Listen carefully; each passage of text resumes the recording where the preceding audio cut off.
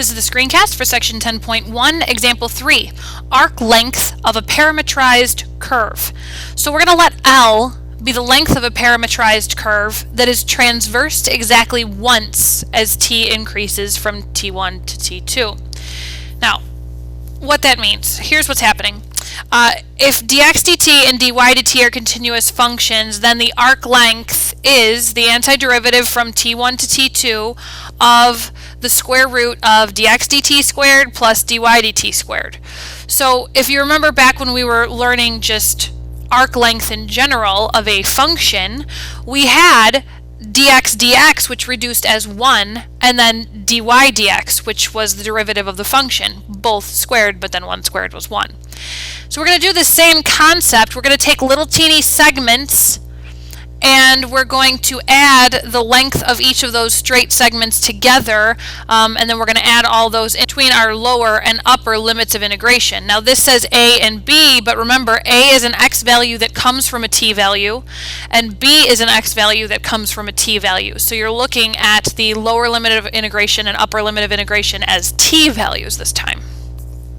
So example number 3 says measuring a parametric curve.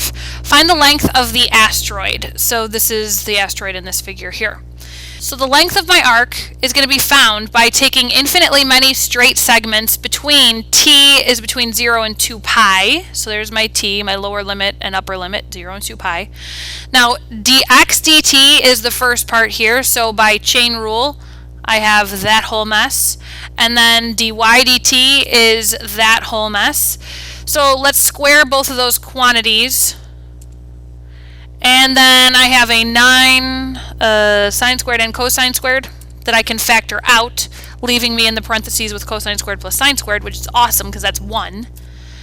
Now the square root of then 9 cosine squared sine squared would be 3 cosine sine. We want to keep all of this positive. We're working with distance. So instead of using the absolute value, I'm going to take the antiderivative from 0 to pi over 2, so just this little one singular stretch here.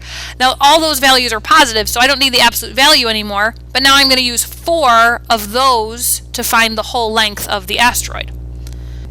Which means then I have 12 times the antiderivative from 0 to pi over 2 of cosine of t sine of t dt.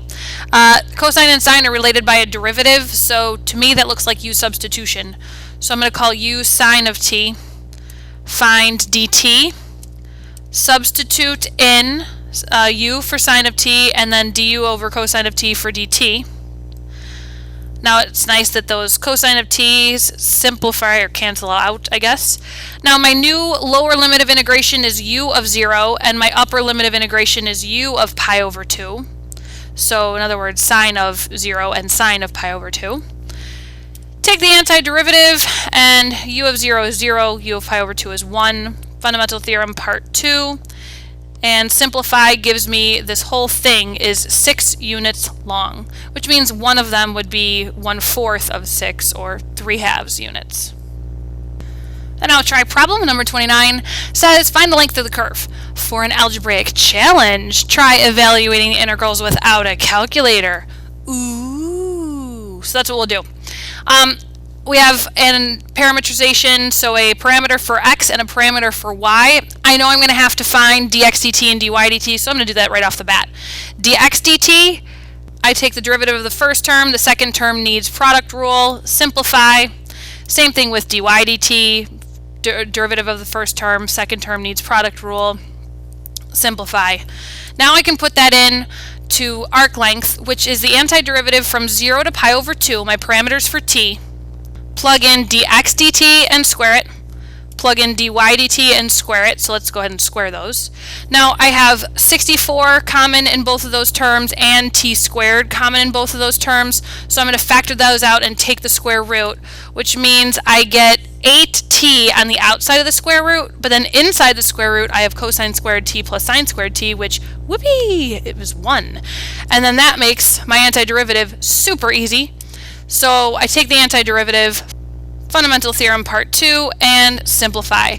Pi squared units is the length of this parametrized curve.